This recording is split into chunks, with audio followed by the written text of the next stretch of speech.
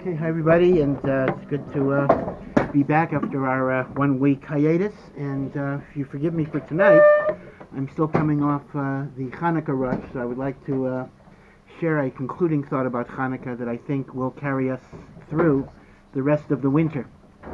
And that is, everybody knows there's a very famous machlokas in the Gemara between Beit Shammai and Beit Hillel, how you commemorate the Chanukah miracle. Beit Shammai says you start with 8 candles the first night and you go down, so it's 8, 7, 6, 5, 4, 3, 2, 1. Beit Hillel says you add, you start with 1 and you go up to 8, and is normally the situation when you have an argument between Beit Shammai and Beit Hillel. The halacha is, of course, according to Beit Hillel, that's why you don't find anybody who lights candles in a descending order. Everybody lights in an ascending order. But I would like to explore tonight kind of the implications of this machloket and what type of lessons you might get from this. The Gemara actually offers 2 explanations for Beit Shammai and Beit Hillel respectively. Explanation number 1 seems to just be a tautology, meaning it doesn't seem to be explaining anything. It simply says, Beit Shammai says you light candles based on the days that are left. So on day 1, it's the very beginning, you have 8 days, right? By the last day, you only have 1 day. So you look at the days that are coming down the pike. On the first day of Chanukah, there are 8 days coming down the pike. On the last day, there's only 1 day. Beis Hillel does not look at the days that are coming towards you. He looks at the days that have expired. Okay? Now that doesn't seem to be an explanation. That just seems to be a restatement of what they're talking about. So we'll see exactly what that might mean. Now, explanation number 2. Beit Shammai says you go down because on Sukkot there were korbanot that were brought in the Beit HaMikdash, and in particular in the Musaf, in the additional offering, there were bulls that were brought every single day, and they were brought in descending order. Day 1, 13, day 2, 12, and until day 7, Hoshana Rabbah, where they brought 7. So Beit Shammai says, well, listen, Sukkot goes down, so Chanukah goes down. Again, no particular connection, no particular explanation. And Beit Hillel says, no, since this is holiness, ma'alin b'kodesh, v'lo moridin. We go up in holiness, and we don't go down. So, of all of the explanations, that's the first one that I can simply take at face value and say, okay, at least I got that explanation. Holiness goes up, holiness doesn't go down. But what is the first explanation, the days that are coming versus the days that have expired? And what is Beit Shammai's point about the korbanot of Sukkot? And even looking at the korbanot of Sukkot themselves, why do they go down? Why would there be such a concept if that contradicts the idea of Malin B'Kodesh, of going up in holiness? Does Beit Shammai disagree with Malin B'Kodesh or not? Right? So I'm going to take each of those explanations and kind of analyze what they might mean. We know that generally speaking, the typical stereotype of Beit Shammai is always strict, and Beit Hillel is always lenient. Now that's not 100% of the time true, but it's true a large percentage of the time. That Beit Shammai, we are told Kabbalistically, of course this is the house of Shammai, the founder of the house of Shammai was Shammai, that Shammai is rooted in Midat Hadin, the attribute of strict judgment, and as a result, Shammai's view of halacha will tend to be very, very strict, and Hillel is rooted in Midat HaRachmim. That's why there's a rabbinic organization in Israel you may have heard of that's trying to be a little more lenient. It's an Orthodox organization. They call it Beit Hillel, which, that kind of fits because they're looking to have a... But when you look at a machloket like the Chanukah menorah, that doesn't seem to have anything to do with being strict or being lenient. It's simply a question, do you go 8, 7, 6, or do you go 1, 2, 3? Right? It has no shaychut, it has no connection to the overall orientation. How would you connect this machloket to the general framework of how we analyze Hillel and Shammai? So I saw a very, very brilliant essay by a very, very great rabbi who died around 30, 40 years ago, Rav Shlomo Yosef Zevin. Really, he was the founding editor of the Encyclopedia Talmudic, which is still going on after many years, the Talmudic Encyclopedia. And he basically said the following. He basically said that the fundamental difference in orientation between Shammai and Hillel is that Shammai looks at potentiality and Hillel looks at actualization. And this is actually the fundamental reason why Shammai is strict and Hillel is lenient. Not simply because, people think, oh, Shammai's a mean guy, right? The non-Jew comes to Shammai and says, teach me the whole Torah on one foot, and Shammai chases him out. And Hillel says, well, what is hateful to you, do not do to another. I just want to remind people that in Pirkei Avot, where the different sayings of the rabbis are quoted, the saying that is attributed to Shammai, if anyone remembers, is Have Makabel Kol Adam B'Sever Panim Yafot. You should greet everybody, without exception, with a pleasant countenance. That is Shammai who said that. In fact, interestingly enough, Hillel is a bit more tough love. Hillel says, he who does not learn deserves to die. It's an interesting point that in their statements, the personalities are sometimes reversed. But be it as it may, there is a famous teaching that Rashi brings, and it's really from the Medrash. The Torah begins with Bereshit bara Elokim. In the beginning, Elokim created the world. Now we know, it's a well-known idea, that the more important a phrase or a term is in a language, the more words and synonyms you will have for that term.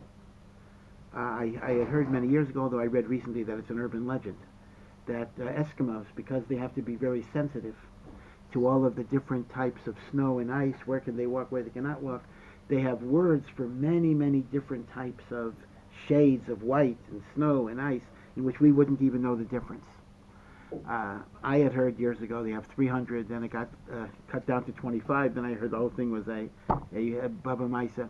But it is true generally that the more important a concept is, the more central a concept is in a culture, the more different words we will have to refer to them. As a result, Judaism is all about God, and therefore we have many, many different names of God. Not because, God forbid, there are many gods. There are not. There is only one God. But God has many attributes because God is infinite. There are so many infinite reflections of God's personality, and each name is picking up a certain aspect of personality. So we know, according to rabbinic tradition, the Shem Elokim, Aleph Lamed Hey Yud Mem, refers to Midat Hadin, the attribute of strict justice. Not necessarily punishment, but simply justice. You get what you deserve. Elokim. As opposed to the Tetragrammaton, the four-letter name of Hashem, the Yud Hey Vav Hey that we don't really pronounce, or we pronounce it as Aleph Daled, Nun Yud, that is a reference to Midat HaRachamim. So the Medrash makes the following point. Bereshit bara Elokim. In the beginning of creation, God had an optimal plan for the world. And the optimal plan for the world was a world of justice. Everybody gets what they deserve. You do good, you get good. You do bad, you get bad. Right? Every time you do a mitzvah, you'll have $1,000 in your mailbox. You do an aveira, we will have graduated increasing electric shocks. We'll start with half a volt, and we'll then go up in increments. So, Bereshit bara Elokim, God's original plan was that the world should be based on Midat Hadin. But God changed his mind. Of course, that's always a theological problem because God knows the future, but the Medrash describes it this way. Ra'ah she'ein ha'olam mitkayem. God realized that the world could not exist in a framework of pure Midat Hadin. And therefore God had to temper justice with mercy.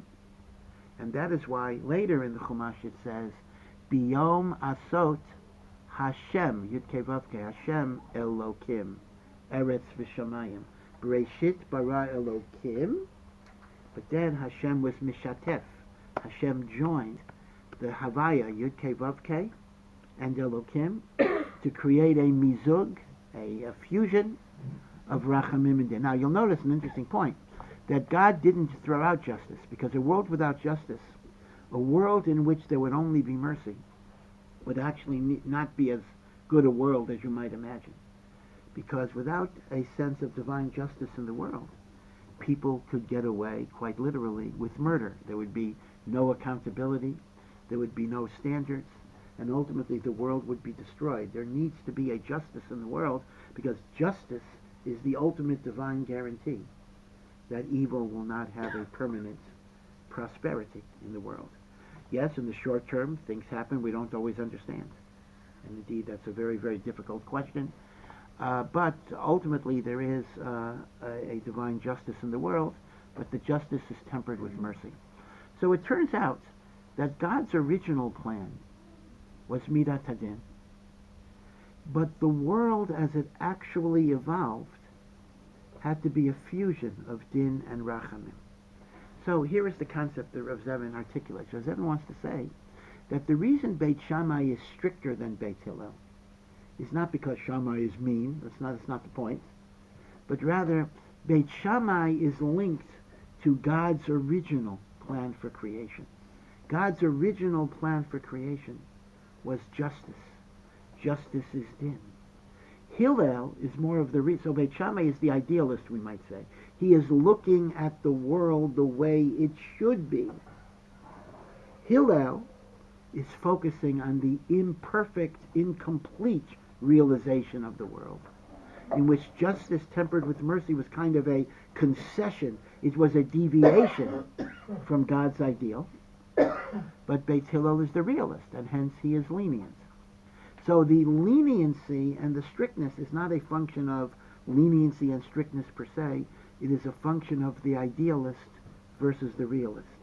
Shammai looks at the world as it should have been constituted, and Hillel looks at the world in terms of the imperfections of the realization of that fusion of mercy and judgment. Now this explains a very intriguing comment of the Arizal, the great Kabbalist. The Arizal writes that although in this world the halacha is like Beit Hillel, in the days of the Mashiach, the halacha shall be according to Beit Shammai. Because in a purely objective sense, Beit Shammai actually represents a certain higher level. And when the world progresses to a higher level of spirituality and Kedusha, then indeed we will be able to move into the world of Din, the world of justice, rather than cutting corners, rather than having these concessions to human weakness. In this world, however, it's exactly the opposite. One is not allowed to. If you wanted to be machmir like Beit Shammai, you would not be allowed to. Do you remember there's a Mishnah in Brachos where Beit Shammai reads the verses of Shema very literally. It says you shall read the Shema when you lie down and when you get up. So according to Beit Shammai, you have to read the Shema of the evening in a lying down position. And the Shema of the morning you have to read in a standing up position. And Beit Hillel says, no, you can read it any way you want. When you lie down just means you read it at night when people go to sleep. And when you get up, is you read it in the morning when people get up. It is not referring to how you have to read it. So the Gemara then says, or the Mishnah then says, there was a great rabbi, Rabbi Tarfon, who wanted to fulfill all of the opinions. So every evening he would lie down to read the Shema, because that way he was fulfilling both Beit Shammai and Beit Hillel, because Beit Hillel is not against lying down. And what happened was he did this outside while he was traveling, and he got attacked by robbers, and he almost lost his life because he couldn't really escape that quickly from a lying down position. So, he endangered his life. So when he told the sages, he wanted some compassion, some commiseration. He told the sages, wow, you're not going to believe what happened to me. I almost got killed out there because I lay down to read the Shema. So they told him, you deserve to die because you didn't follow Beit Hillel. Who gave you the right to want to be like Beit Shammai? So although when Mashiach comes, we're going to follow Beit Shammai, this world is not yet a perfect world. It's reminiscent a little bit. It's not really related, but it just reminds me of Rav Kook's words on vegetarianism. People say that Rav Kook was a vegetarian. That is not true, actually. Rav Kook does write. Rav Kook does indeed write that vegetarianism is a spiritually higher level of holiness. He does say that because then you have a certain reverence not just for human life but also for animal life. And he does say, Limot HaMashiach, we will graduate into vegetarianism. So that much is true. But at the same time, he makes this point that in this world, where we have not yet learned how to deal with human beings with decency, we can't skip levels. Moral development, he says, has to follow certain levels. First you get along with humans, and then you move to higher levels of animal welfare. Of course, even today you cannot torture or hurt animals, but simply killing them, shechita is a painless way of killing them, so you don't have to reach the higher level until you've done the lower levels. What about korbanos? Well, that is a kasha. Rav Kook implies in some places that the korbanos of the third temple will be vegetarian offerings. That seems to contradict the Amida, Musaf. There are a lot of problems there, but this is what Rav Kook suggests. And again, I don't want to prove anything by anecdotes, but Hitler was a vegetarian. Okay, I know that to bring in stories here and there don't prove one way or the other. But Rav Kook's point is very, very interesting. Rav Kook's point is that you cannot skip levels of moral development. You can't jump to a higher level. It's similar to building a building. You cannot build the 100th story until you have 99 stories that are supporting that 100th story. Otherwise, the 100th story has nothing that it's resting on, and it's going to collapse. And hence, you have the anomaly. Just to give you an example of PETA, People for the Ethical Treatment of Animals, an animal welfare organization, which it's a very, very good cause. It's a very good cause, but as a result of their devotion to their cause, they have no reluctance in blowing up places where there are human beings who get killed in these bombs in order to stop animal mistreatment. So you see exactly what Rav Kook is talking about. In their ideological commitment to a higher moral value, there's all sorts of moral infractions on a very lower level that are being done, such as murder and the like. That's why when there were when a donkey was used in I don't know if they call it a suicide bomber. I mean, the donkey wasn't a suicide bomber, but a donkey was used in a terrorist bombing, and there were children who were killed in that terrorist bombing. So PETA issued a condemnatory statement how you don't use animals in acts of terror. Meaning they didn't condemn the terrorism, they condemned the use of the animal in the terrorism. Okay, be it as it may. So this is the idea, though, that in this imperfect world, that's the point I'm making, we follow Hillel, because to follow Shammai would be beyond the level that we've achieved. When Mashiach comes, we'll follow Shammai. So based on this, Reb Zevin says, we can now understand how the machlokes, this is the first teretz of the Gemara, how the machlokes about going down or going up actually fits. Because if Beit Shammai looks at potentiality, and Beit Hillel looks at the actualization of that potentiality, then in a limited sense, that exactly describes the Chanukah story. Because if you look at the Chanukah story, God endowed this oil with the miraculous power to last for 8 days. So we didn't know it would last for 8 days on the first day, but God already gave that oil the koach. So consequently, Beit Shammai, who is looking at potentiality, will say, hey, day 1, there's 8 days of power in the oil. Day 7, there are 7 days of power in the oil. Day 8, there's only 1 day of power in the oil. In other words, it's consistent with the idea of looking at potentiality.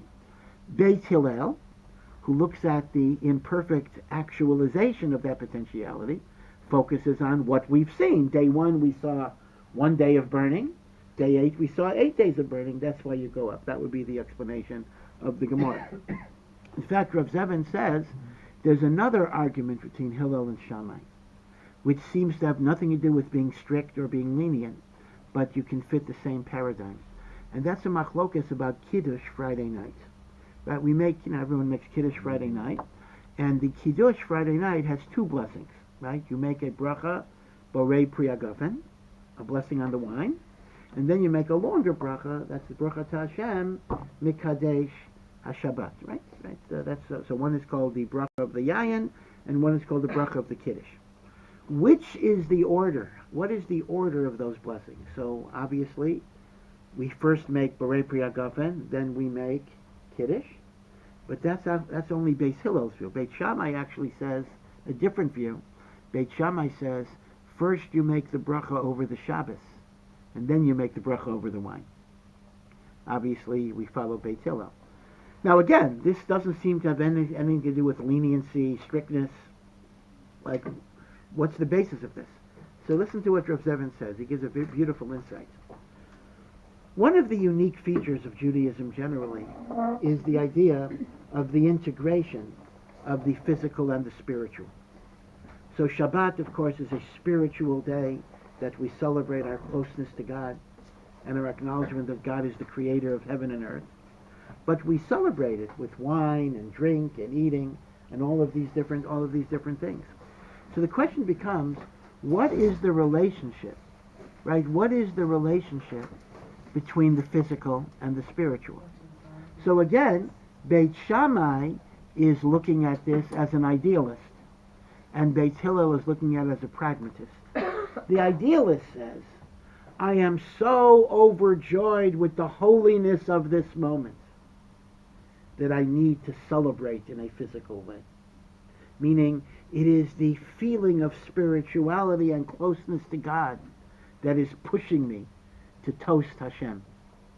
So therefore, you first make the bracha on the Shabbos, because it is your awareness of Shabbos that's leading you to the drink. That's the idealist.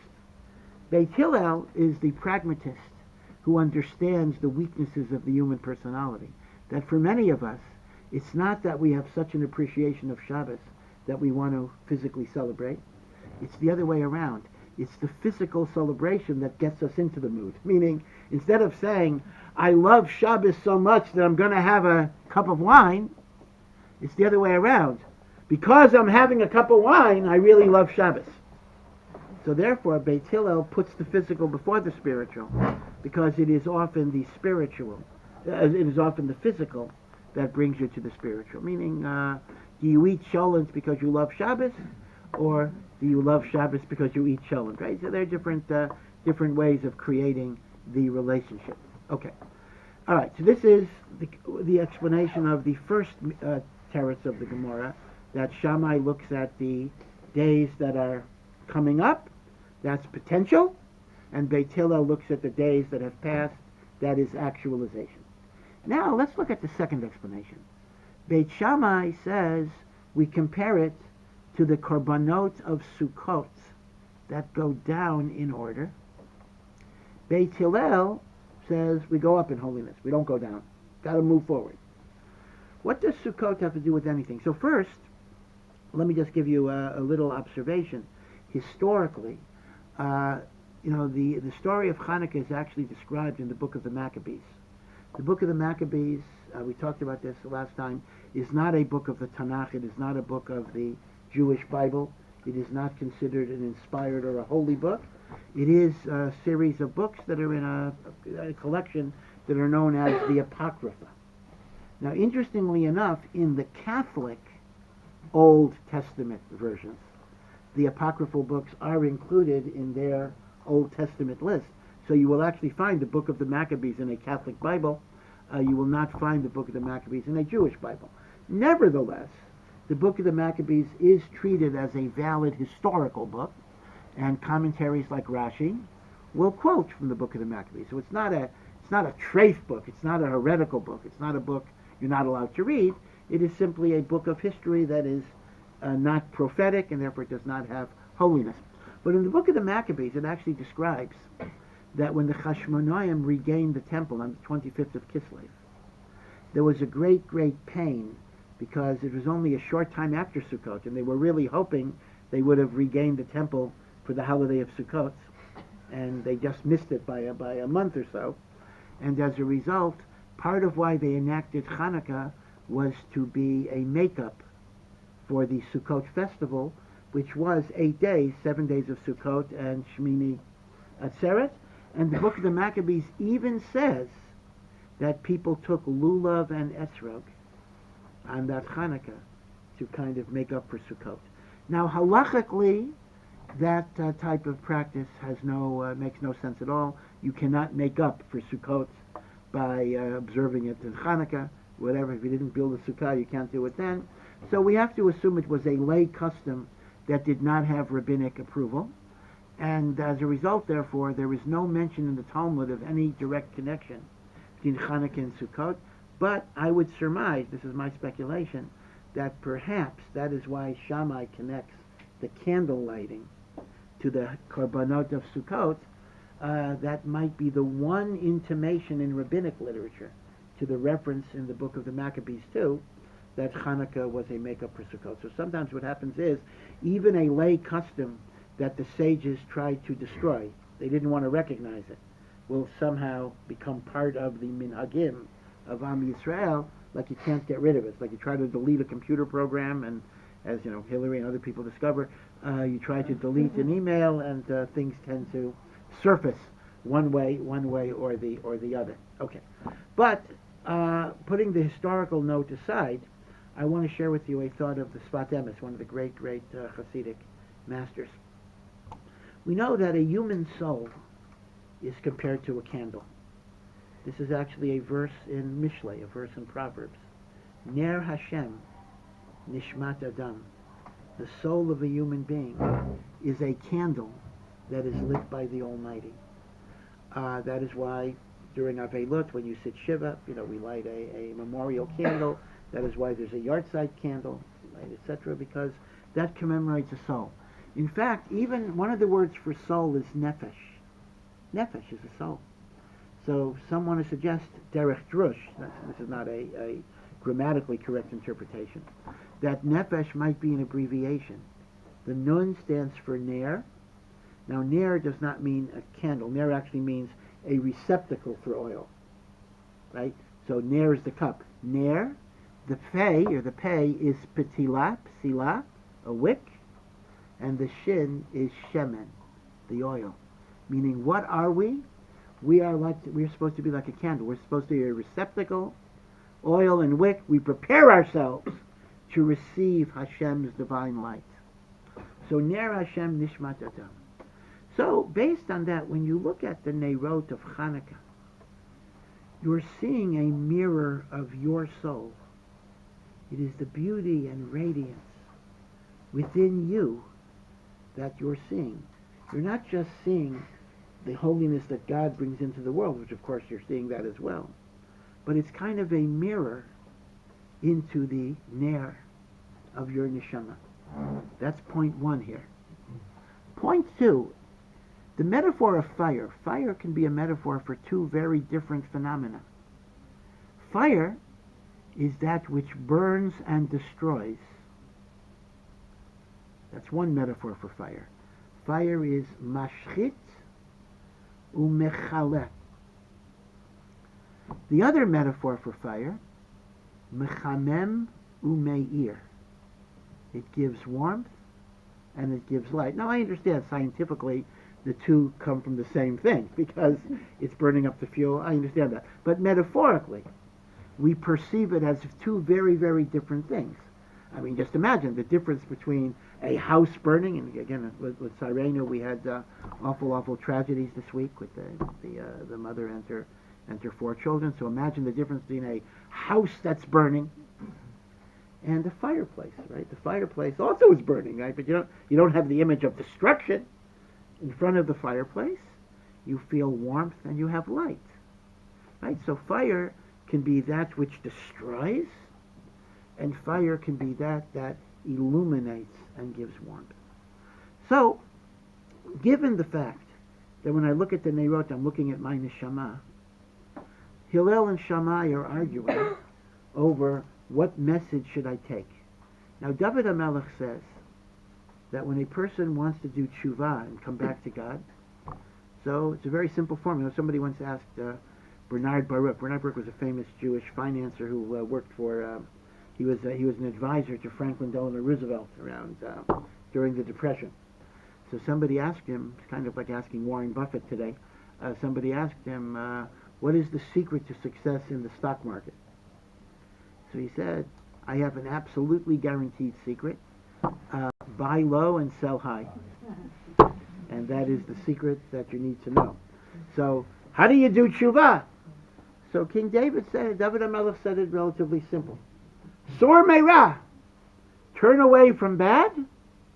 Asay tov, do good. That's all you need to know. Don't do bad and do good. You have it made. Right? Buy low and sell high. Now, Beit Shammai is emphasizing the need of looking at yourself and identifying the negative midot and burning them away one by one by one. If I have an anger problem, if I have a selfishness problem, if I have an ego problem, I confront it, I fight it, I change it, I burn it away. So he views the fire, which is a mirror of your soul, as something that you need to use in a destructive, positive way, meaning you look at the negative midot and you surgically burn them away one by one by one. He views the nerot as that which is mashchit umechaleh et hara. Now, based on that agenda for personal growth, hopefully you will have fewer and fewer struggles with the passage of time. So I look at my life and I have 8 things I got to correct. I got rid of one of them. The next day, only one thing to correct, right? So based on the notion of mashchit et hara, the hope would be you would be pochet v'holech in your life. And that's why he compares it to the Karbanot of Sukkot. What's the comparison? Chazal already say in the Gemara that if you add up the Karbanot of Sukkot, the 13, the 12, the 11, they add up to 70. What is the significance of 70? There are 70 nations of the world that try to destroy us in one way or the other. Assimilation or aggressive anti-Semitism. And we are described as the lonely sheep, the lonely lamb between 70 wolves. And I think just this past week, we've had some additional confirmation of our sheep status in the world. Okay, well, I don't want to get too much into that, but okay. So why are we bringing korbanot? Because the 70 nations are trying to destroy us. So we bring korbanot so they should not have power over us. And as we approach Mashiach, their power will get less and less and less and less. Their power will be diminished. And that is why the korbanot are pochet v'holech, because the power of the 70 nations gets diminished with the passage of time. Now you may say, well, is that true? What about the rise of ISIS or Islamic fundamentalism? Well, again, although that could be very, very difficult for us and for the world, all of these different things, but Kabbalistically, this represents the final death throes of evil, just as a candle right before it goes out has one final burst of energy. So we may find, before the ultimate destruction of evil, it may have a tremendous rise, which could create a lot of sorot, but nevertheless the overall trajectory is pochet v'holech. So now Beit Shammai is drawing the following comparison.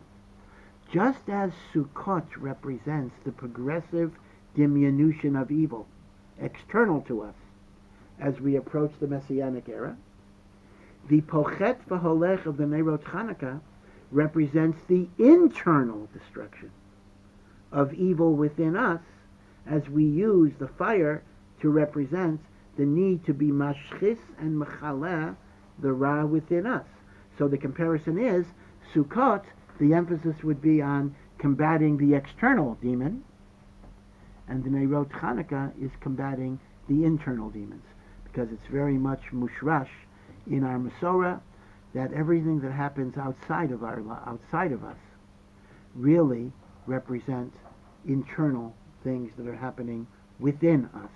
So if the Umot Olam hate us, it is perhaps in part because we still have sinat chinam vis-a-vis each other.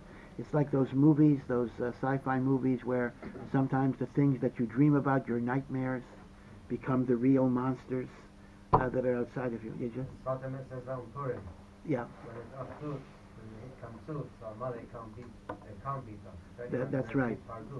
That's right. That's right. That's right. And Lahavdil, although this is not I can't compare it to the Sfas Emes, but I believe Benjamin Franklin said when they maybe Declaration of Independence, I don't remember which document, because he signed a number of founding documents of the United States, that he says we all have to hang together, because if we don't hang together, we shall surely hang separately, meaning the British will hang us separately in that way.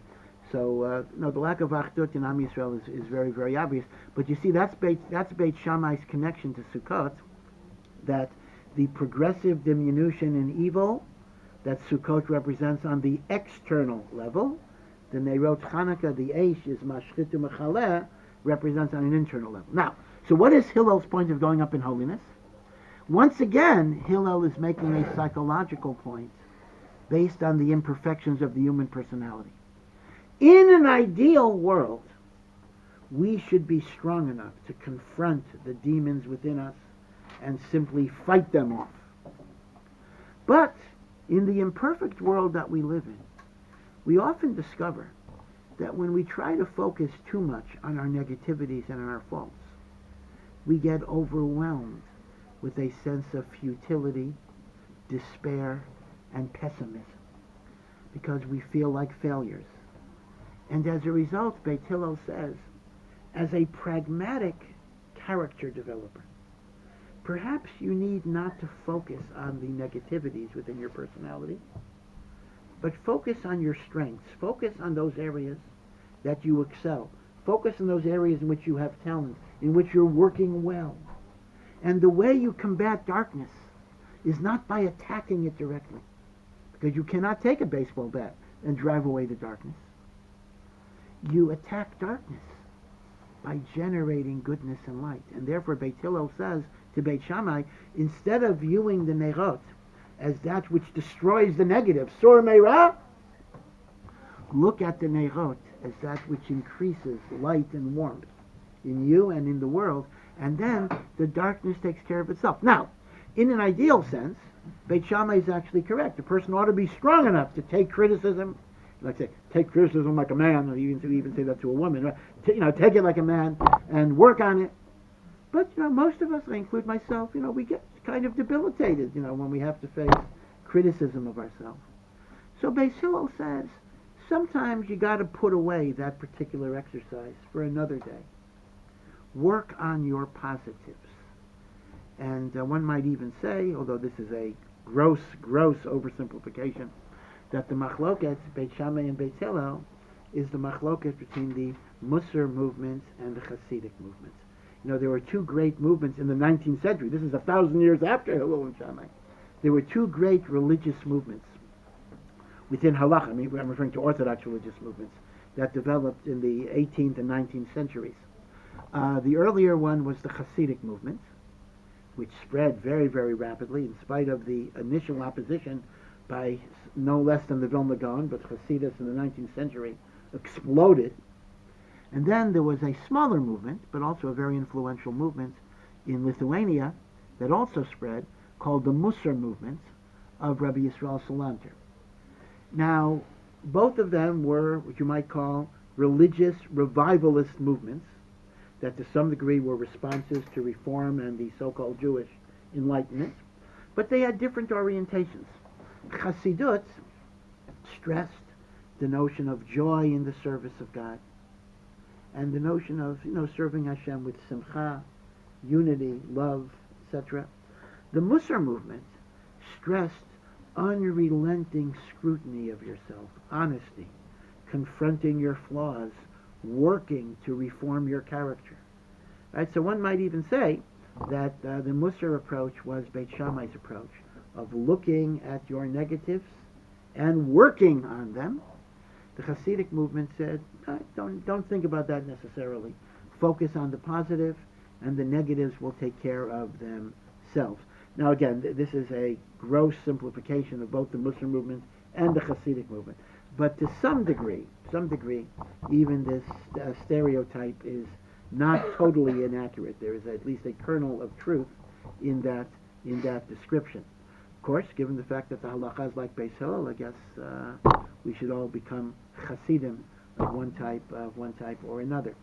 But this point that Beis Hillel is making, according to the Sfas Emes, is actually a very, very interesting point. It's relevant in many areas of life. It's relevant the way we raise our children. It's relevant the way we look at ourselves. And that is, all of us have plenty of things we have to correct. We have to correct. If we think about it, we can identify various midot. It might be our anger, it might be selfishness, it might be egotism, it might be impulsivity, it might be procrastination. We have faults. All of us have faults. And certainly, even more than the faults we see in ourselves are the faults we see in others. And other people certainly have faults, right? Children, our children, and the like.